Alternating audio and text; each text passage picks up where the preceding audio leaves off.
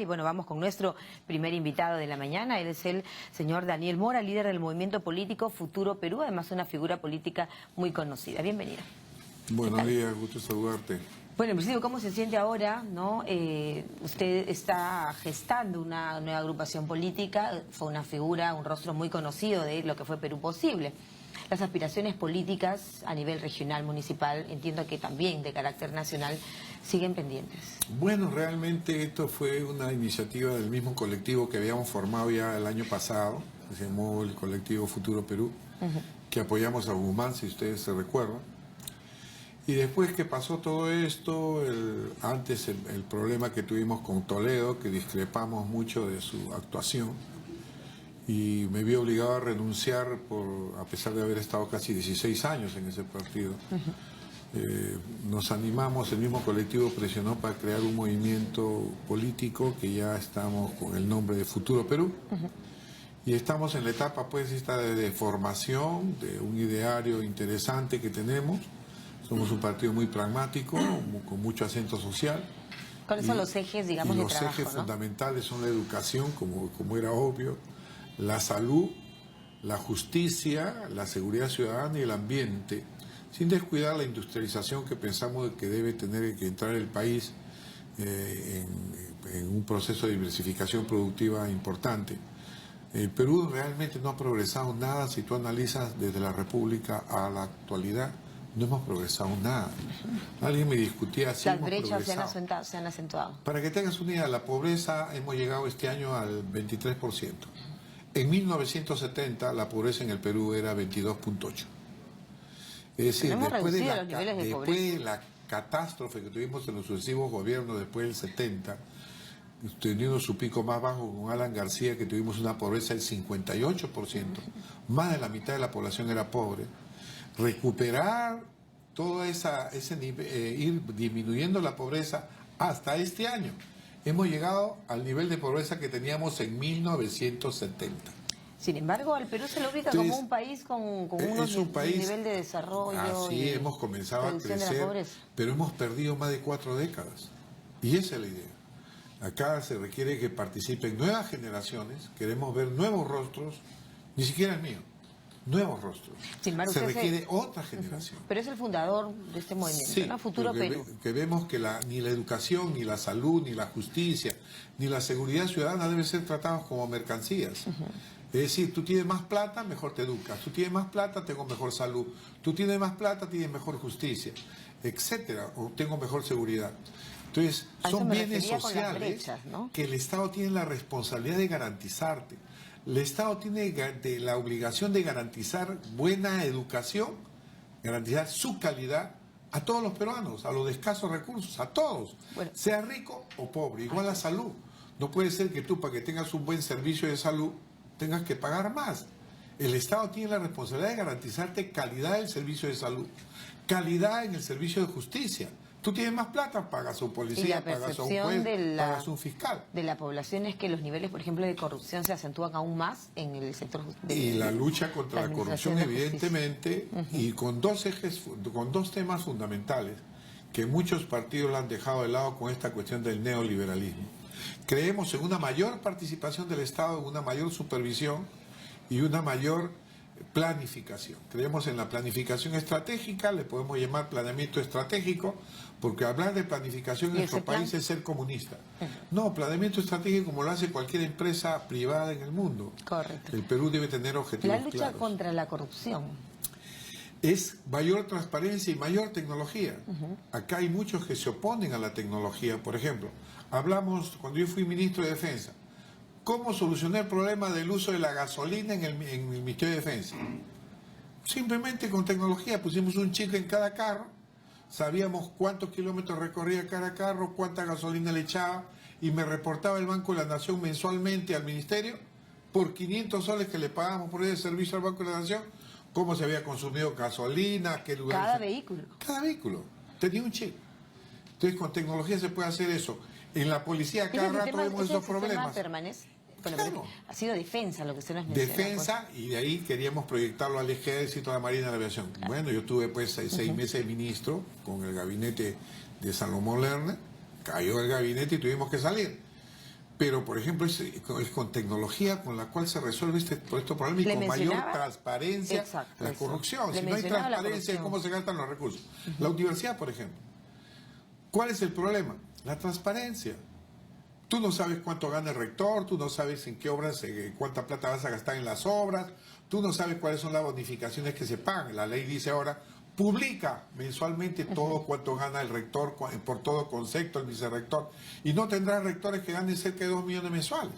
Dios mío, impresionante. ¿Me entiendes? Claro Impresionante, que sí, ¿no? impresiona. Que no lo gana ni el rector de Harvard ni de Massachusetts, ¿no? Y eso tiene mucho que ver con la ética también, ¿no? Así es. Finalmente, del servidor público, del funcionario público, Así de es. aquella persona que forma parte de la cosa pública. Usted proponía interesantes temas también en la Comisión de Ética en el Parlamento. Yo fui vicepresidente de la Comisión de Ética algunos años y realmente salí decepcionado de la Comisión de Ética. Porque era una comisión política.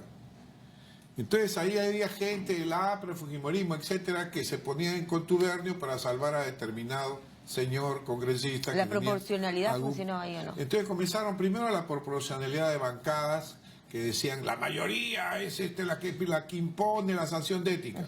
Así que vamos a hacer con pluralidad, un representante por cada bancada. Se hizo eso.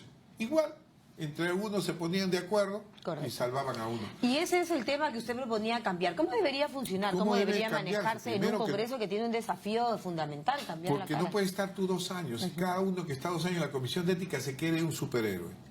Yo soy el ético. ¿Pero tiene facultades sancionadoras?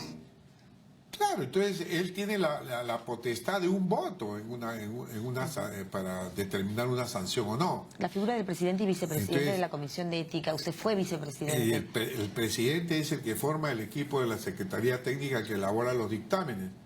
Pero para mi modo de ver no ha habido resultados concretos, se han dejado pasar casos gravísimos y se han sancionado casos leves, simplemente porque hay otro señor... ¿Se animaría a mencionarnos algunos? Claro que me animaría, por ejemplo, el caso del señor Joaquín Ramírez.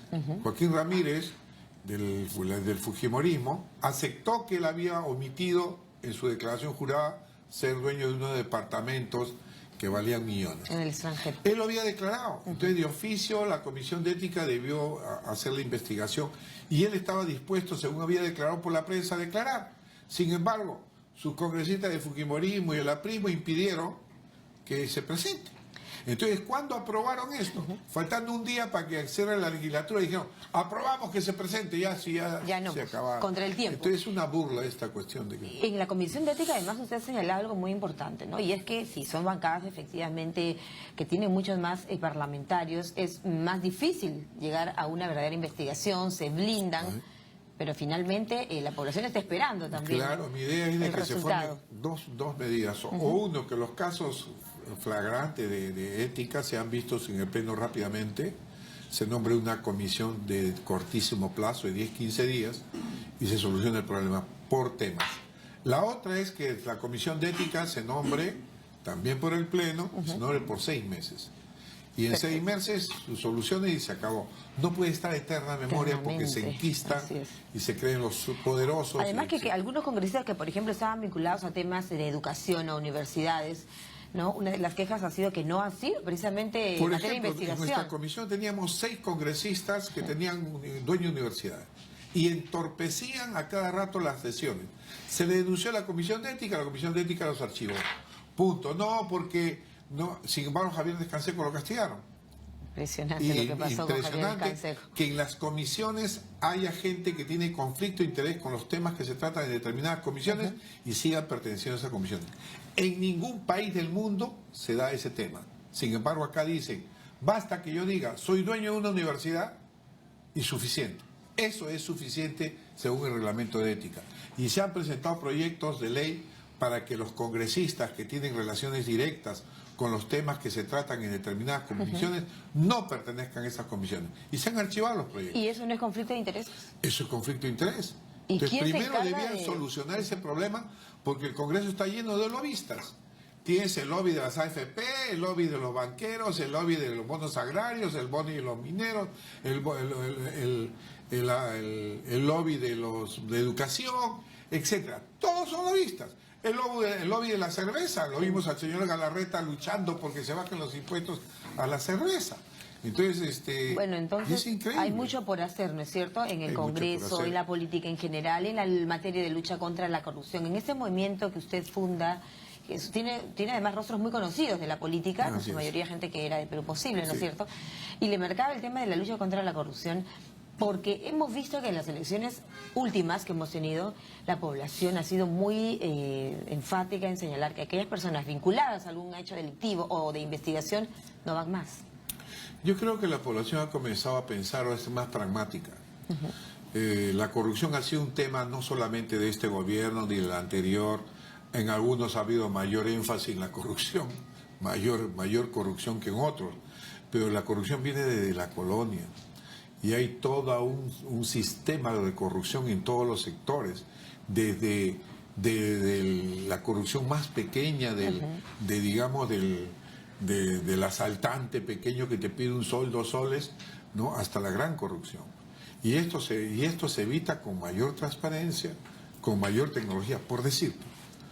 Nosotros luchamos, cuando yo estuve de jefe de gabinete del Ministerio de Transportes, por tener un sistema de control de carreteras, puentes, etcétera, vía satelital. ¿Qué pasó?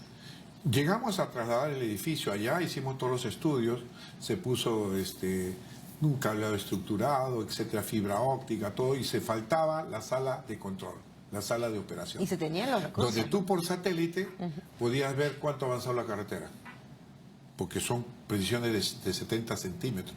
Es decir, tú puedes ver hasta una placa de un carro del satélite. Qué bueno. Si tú quieres ver el puente, si está construyendo o no, tú ves el puente y ves cuánto falta construir.